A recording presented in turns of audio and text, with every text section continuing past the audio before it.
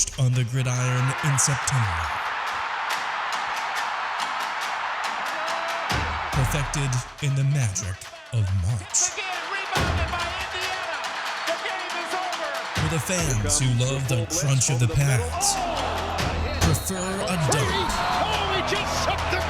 and expect nothing but the best. It's Bigger Ten. Here's Steve Dace. Indeed, it is a Bigger Ten. Aaron, I don't know if you realize this or not. We're going to have to get a bigger logo and a new intro next year. I'm not looking forward to that project. I have no idea. I'll welcome ideas on how to brand incorporate this, that. Yes. But goodness gracious, I've already started thinking about it, and I just don't. I'm coming up empty. Thankfully, we have a season ahead of us that we can distract ourselves with those thoughts. And these are rich people's problems, of course. Welcome to this week's episode of Bigger Ten. It is game week. We made it. Our long national nightmare is over. We say that every time this time of year. The most wonderful time of year is upon us. I'm Steve Dace. He's my co-host and ever partner, Aaron McIntyre. And I had to travel last week, Aaron, and so we're a week behind. And so it worked out pretty well, though, because let's face it, a lot of the games this week are like Lazarus. He stinketh. All right, there's going to be a lot of name the scores in the Big Ten this Saturday. So there's not really a lot of big-time breakdowns to do about Wisconsin, Buffalo, and Michigan, East Carolina, right? Not a lot to do there, all right? So it worked out well that we're behind a week, and so we actually need to go back and do something we do mid-August every year, and that is to give our thoughts on what stood out to us about the Big Ten's bus tour through all of the various schools during football camp. And so I watched a block of these all in a row last weekend, all 14 of them. Okay.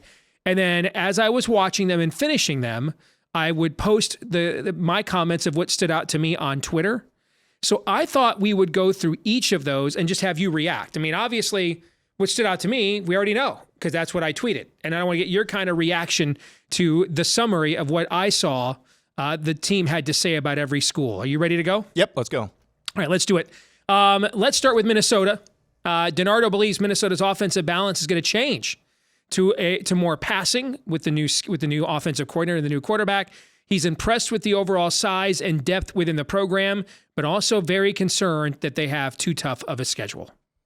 So we'll go from back to front there. It is a difficult schedule. They kind of got dealt the raw hand there. So they could be a much improved team this year, but their record may not look a heck of a lot better. It's one of those dichotomies.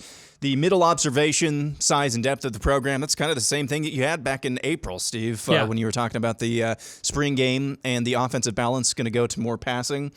In thinking about it, they have been a fairly balanced to more run-heavy team, but it'll be interesting to see if that actually comes to fruition. Because I mean, for most of my years watching Minnesota, it has been more run-heavy, especially under PJ Fleck. But that'll be interesting to see, and it'll be interesting, whether that's kind of an arms race to keep up with Wisconsin, which we'll talk about later. All right, let's move on. Next school they saw was Northwestern.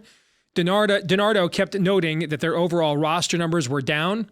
When asked about the quarterback battle, DiNardo kind of shrugged and says, whoever protects the ball better will win. That kind of struck me as the quarterback version of the friend zone. The crew seemed more optimistic about the defense, and Jerry DiNardo says they're going to need to be a lot better at intangibles, better than ever at the intangibles to win. Translation, the talent isn't there, so they're going to have to come up with other ways to win games. Yeah. So we're going to find that point out pretty quickly, I think. If this season is just doomed from the get-go, we will know from the get-go. If there's some rally together here around the erstwhile Pat Fitzgerald, we should know that pretty soon as well. But this is going to be talking about he stinketh, this thing stinketh. But I think we'll figure it out. I think we'll have a lot of answers about Northwestern to begin pretty quickly. Northwestern Rutgers on Sunday, by the way. Yep. That's interesting. Okay. For Nebraska, DiNardo says the new 3-3-5 defensive scheme is going to be tough to learn and also, though, tough to block. Also thinks the Huskers will have their best offensive line in several years. Other than that, though, most of the commentary was about the quality and quantity of the coaching and the teaching going on with the new staff there under Matt Rule. And that last part, I was able to watch this episode previewing Nebraska. This is their first stop. And I was pretty impressed with that as well. Maybe that's just something they were trying to highlight, and so maybe that's the impression that you wanted to have. I had a great impression of Matt Rule at Big Ten Media Days, and that kind of carried over from what I saw as well. So it could be a transition year for Nebraska still, or they could go out there even in week one and surprise some people. By the way, Matt Rule started 0-6, both at Temple and Baylor in his first season. He has a terrible record as a first-year head coach. Yeah. All right, next school we're going to talk about is Penn State. Griffith said this is more talented than last year's Penn State team that went 11-2 and won the Rose Bowl. Revson called it a team without an obvious weakness, and the crew agreed it was the best James Franklin team that they have ever seen on the tour. High expectations, and the only thing that I would temper just a little bit, and I'll kind of get to this in a little while as well, or actually for confidence picks, which will air tomorrow as we're recording this on Wednesday, is these are still young men. They're not automatons, and you've still got a young quarterback who is going to be leading this very talented team for the first time. There's going to be some growing pains. It doesn't mean that the growing pains are so bad that it costs them a game, but I wouldn't expect them necessarily, if I were a Penn State fan, to come out there and go 49 or 56-0 or something like that. They should win. They should have a lot of success, but don't expect them to look just like world beaters right out the gate. Okay. Let's talk about what they had to say about Rutgers. They said the crew said that overall the depth was improved. The defense looked good. Crew also thought that aiming for a bowl game was reasonable as an expectation given the schedule. I have been cautiously optimistic about Rutgers, but it feels like for the last 2 or 3 seasons we've been having the exact same conversations every year. I think you could just translate to saying, this is Rutgers. They're better under Schiano. Don't expect anything big. Maybe get to a bowl game. That's kind of the same thing that we've been talking about in terms of expectations for Rutgers for the past 2 or 3 years. Yeah, I agree. All right, let's go to Maryland. They know that a lot of this team returns, but the entire offensive line has to be rebuilt, and that was a focus of this episode. It's clear that they just I don't think the crew thought they can just reload there. When DiNardo notes it took James Franklin a decade to build that kind of depth, and Revson says it will be interesting. That was his word. It'll be interesting to see if they can continue the climb. That is a direct quote. I think that was a signal they're concerned about where Maryland is at up front. Yeah, I guess it depends where up front they're concerned specifically, or if it's a whole cloth type of thing. If it's a whole cloth type of thing, then you can. Talia Tagovailoa, great quarterback, but if he doesn't have any answers up front, that's going to spell doom. Now, if it's contained to just 2 or 3 spots, somebody in his 4th year now with Maryland in Tagovailoa, you can expect him to still kind of work around that. Maybe not have as much success as if he had a good offensive line, but I would be interested to hear where exactly, or if they just thought it was a whole cloth type of deal with the offensive line. Yeah, it sounded like their concern was just the unit as a whole. Oh, boy. Yeah. Okay, Ohio State. DiNardo says the quarterbacks were a coin flip. Now, yesterday, they actually named a starter, and it was McCord. Thank you, Kyle McCord. But he also doesn't know if either of them is great. Griffith says, quote, "We don't know if the offensive line is championship caliber. Both say the skill position talent is out of this world. DiNardo anticipates that Jim Knowles is going to change his defensive scheme after what happened against Michigan last year." That's the part that concerns me. You're going into the season. I mean, this was, 2 weeks ago that this aired? Yeah. You're going to change your scheme? I don't know. I would be... And then you couple that with comments from Ryan Day at Big Ten Media Days. I think it was about the offensive tackle position. There are a few more question marks surrounding the Buckeyes this season than I had anticipated. And that comment at the end, changing defensive schemes to fit one team, that kind of stuck out to me as an uh-oh type of thing. Yeah. Indiana. Griffith says the defensive front seven, quote, looks different with all the transfer portal additions. No kidding. The crew wasn't all that enamored with the quarterbacks or their special teams. Most of the talk was broader themes surrounding the program, more so than team specifics. Otherwise, Tom Allen has a wonderful singing voice. Yes. That's basically the takeaway. Yes. Yeah, I kind of took that, yeah. All right, 2-time defending champion Michigan, which I enjoy saying. Griffith was very impressed with the defense. DiNardo says it will be better than last year's Michigan defense. Griffith says this is an elite team. Rick Pizzo, filling in for Revson, calls the offense an embarrassment of riches. DiNardo says it was the most physical practice that the network has ever seen. Well, given that Michigan has recaptured an identity as being a physical team, witnessing the most physical practice they've ever seen on the network, I don't know, gird your loins, I guess. That's kind of my takeaway. I mean, Michigan, that's kind of been their identity on this 2-year run, is that they have just been, they've out-physicaled everybody, especially the top tier of teams that they've beaten, TCU notwithstanding. That was something completely different. But if you're saying this is the most physical practice you've ever seen on the network, gird your loins if you're in Michigan's path. Well, I think that's, there's been several years that Harbaugh showed them nothing when they came. There was one year when we were opening against Notre Dame, he made Griffith couldn't come to the practice because his kid was on Notre Dame's too deep. So the fact that they basically showed them a full one to get good on good scrimmage tells you two things. One, Jimmy's showing off. Two, they're rolling lines of depth there that he's not so concerned about injuries in most spots. So those are both good signs. We'll find out on Saturday. Michigan State, DiNardo has praise for how hard they are coaching there. Griffith says without question the quarterback job is still unsettled. Remember, their previous starter is now starting at Auburn. DiNardo says the defensive line is upgraded from last year, and Griffith likes the UConn transfer at running back. A lot of talk, though, about a tough schedule throughout. Yeah, so this is Minnesota and Michigan State with the tough schedule talk.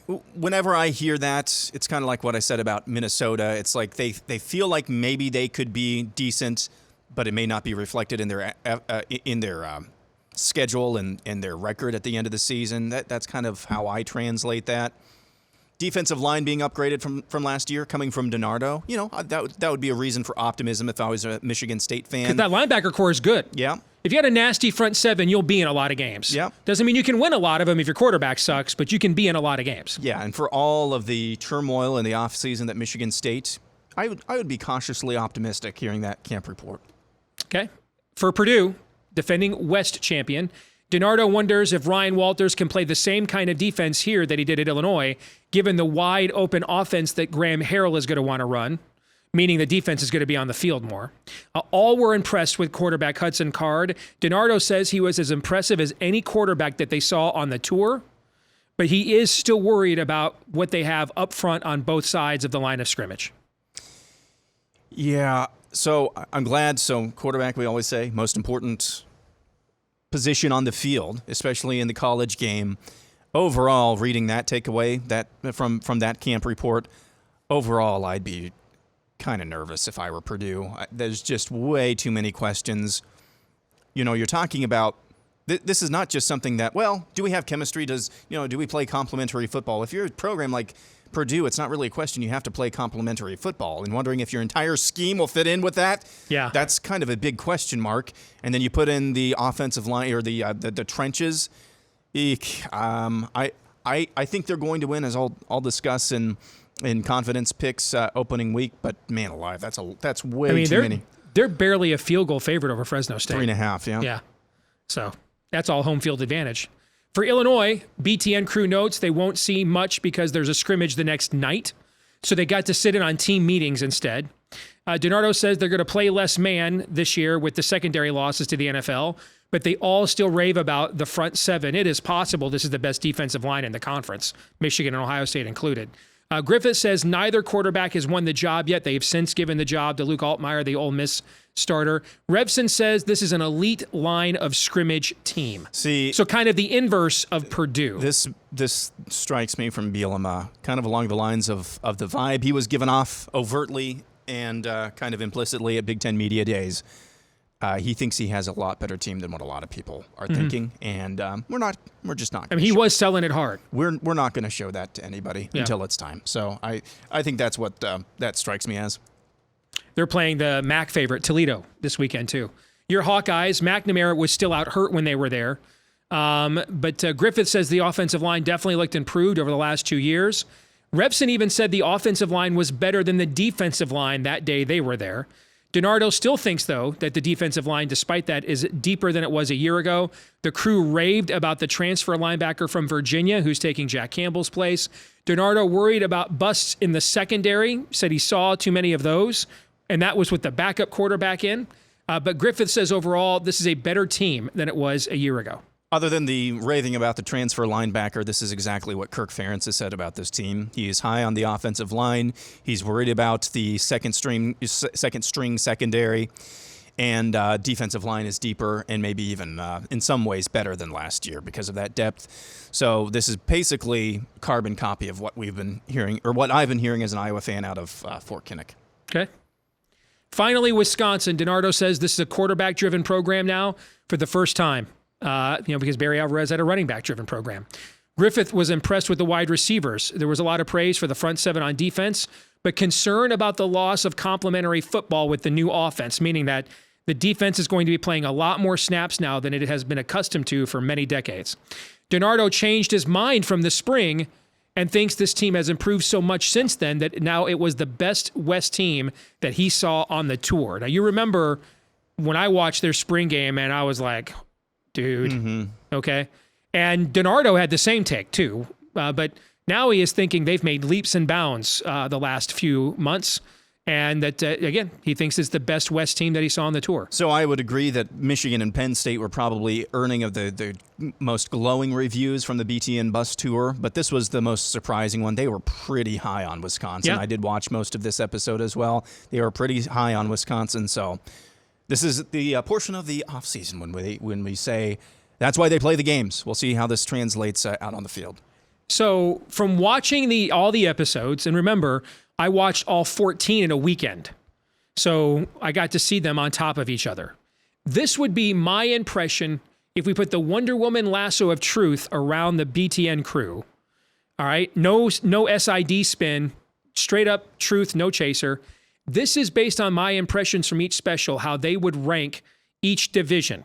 Michigan, Penn State, and Ohio State third in the East. Michigan State ahead of Maryland. Rutgers and Indiana. Wisconsin number one in the West with Iowa. Illinois ahead of Minnesota and Purdue.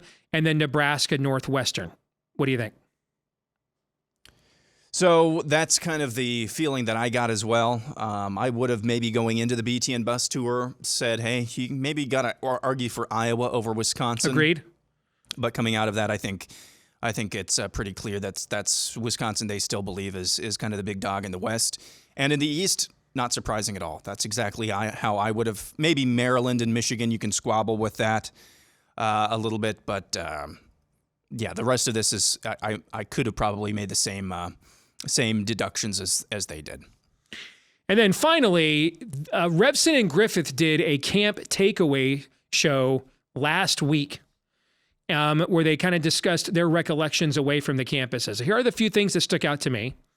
They both said that Michigan was clearly the best team they saw. Now, Griffith said that. Revson was covering Big Ten expansion that day, and so Rick Pizzo filled in. They both said they had more concern for the Buckeyes' pass rush and their offensive line than who the new quarterback would be given the talent around him and Ryan Day's system. They both think Penn State is poised for a title run. They both think that Braylon Allen is drooling over facing non-stacked boxes for the first time. Revson pointed out that no running back in college football has faced more stacked boxes in the last 2 years than Braylon Allen at Wisconsin has. They also thought it was tough to truly judge Iowa without Cade McNamara there. And that Revson thought Illinois, they weren't sure if they would win the West this year or how many games they'd win, but they have made kind of this evolution of becoming just a good program under Brett Bielema, meaning they can be respected annually. Which is a big leap from where they were 5 years ago. You bet. So Iowa is going to have, it sounds like, Cade McNamara to open up against Utah State. I hope that they can handle business against Utah State and, these soft tissue injuries, which is what he had or is dealing with. They can linger, so I hope they kind of go easy with McNamara on Saturday. But I agree, it is really tough to face them. They saw them actually the day with their third string quarterback, so who knows how much different they would look with McNamara. Braylon Allen drooling over facing non-stacked boxes. This could be a thing, Steve, where, and it seems incredible to say this about Wisconsin, they could rise and fall on their wide receivers. Because if their wide receivers can get open by themselves and force teams... You can't play man against the spread. Can't put a safety in the box. They're right. Braylon Allen will be eating. And then Illinois, to your just reiterating that again, it is I don't think we should lose stock of where they have been. They were middling at best on good years for a long period there. And I think Brett Bielema is just the right fit for that program, especially when Wisconsin is zagging now. Well, Illinois can kind of become the zig to that zag and kind of taking on the mantle that Brett Bielema helped maintain when he was at Wisconsin. But yeah, Penn State, that's been the talk all offseason, poised for a title run. A lot more questions with Ohio State in the trenches. That's not a good thing. And Michigan, I mean, what can you say? So the only team I think differently about than I did going into this is Wisconsin. Agreed. Because of their reaction.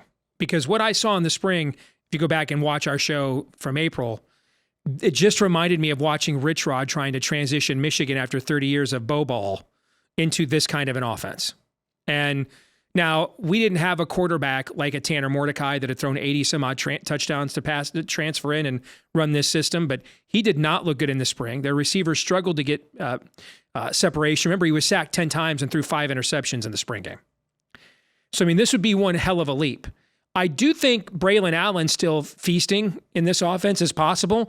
Remember 2 years ago when Longo was at North Carolina, and that was the year that Sam Howell was maybe people thinking he might be the number 1 pick in the draft the following year. They had 2,000-yard rushers that year because they were just spreading people out with Sam Howell and running against weak, 5-6-man fronts all the time and just pounding teams between the tackles. So I could definitely see that happen, but you're right.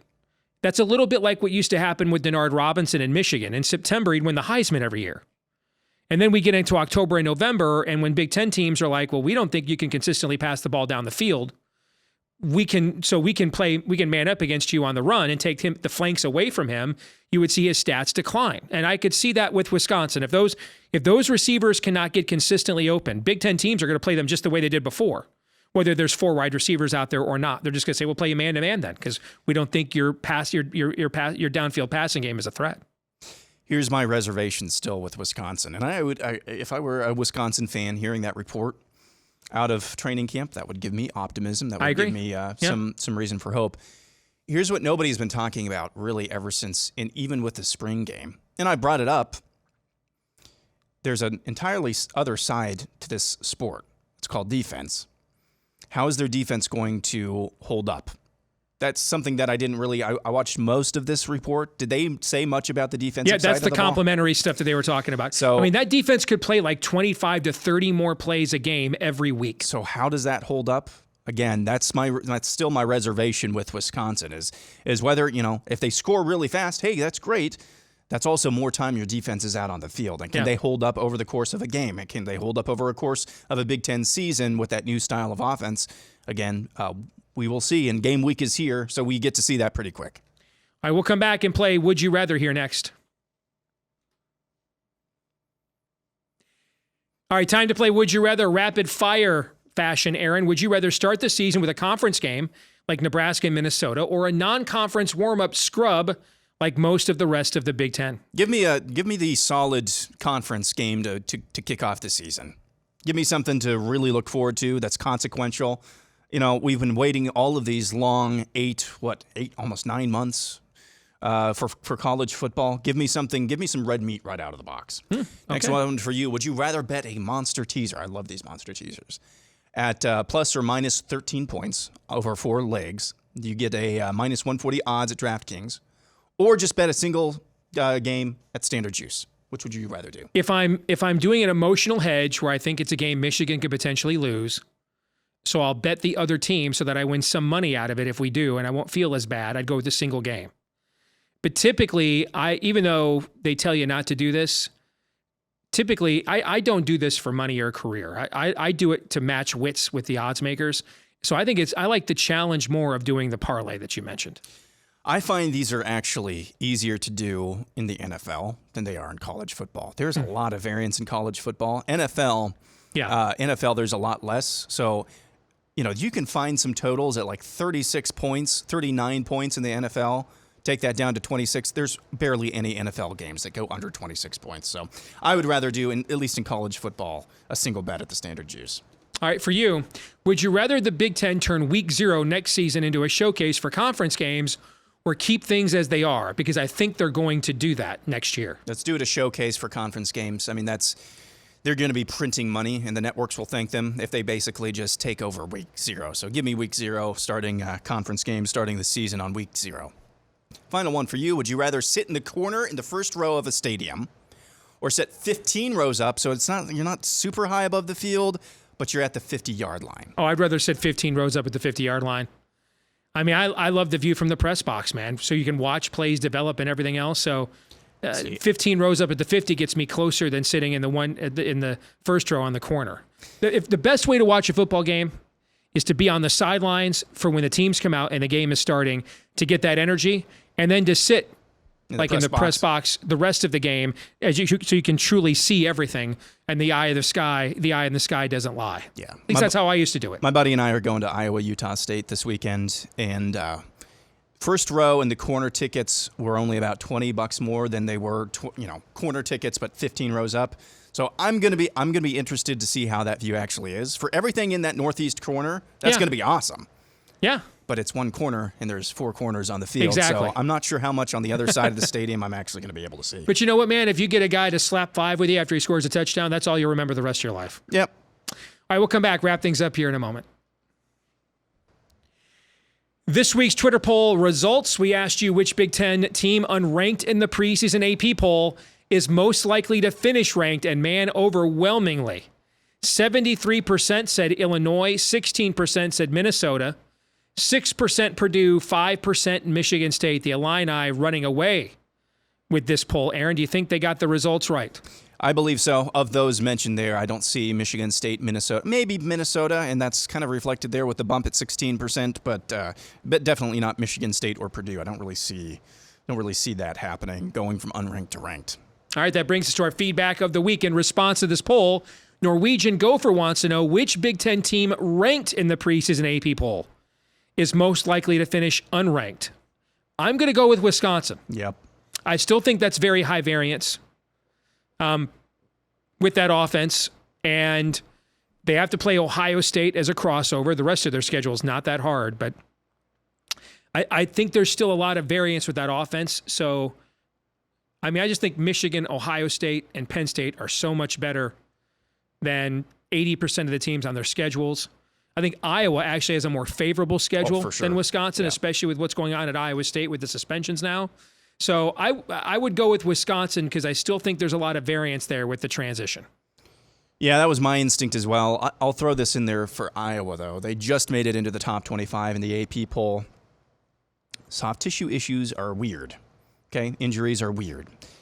So I don't know if there's any one player on this team as important, obviously. Yeah. Especially for Iowa. Good point. As Cade McNamara. If he re-aggravates that and has to miss a couple of weeks, that could be sayonara to any of the highest hopes they had. That's a good point. All right, that'll do it for this week on Bigger 10. When we come back next week, man, we're going to have games to break down. Yep. Cannot wait.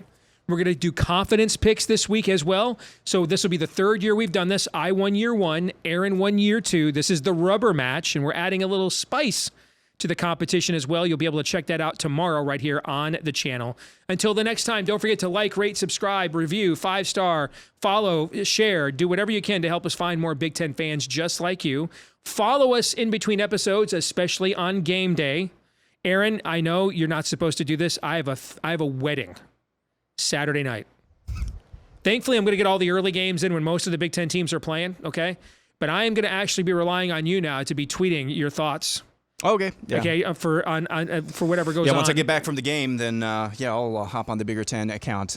Did you know that the average date for weddings is in September? Did you know that, Steve? Another sign of a civilization in decline. September? Yes. Are you kidding me? I know. I saw that the other day, and what are people thinking? Let's hope they're picking bye weeks. Hopefully you're thinking we can't wait to see you guys next week. We're thinking the same. Until then, he's Aaron. I'm Steve. We'll see you next episode right here on Bigger 10.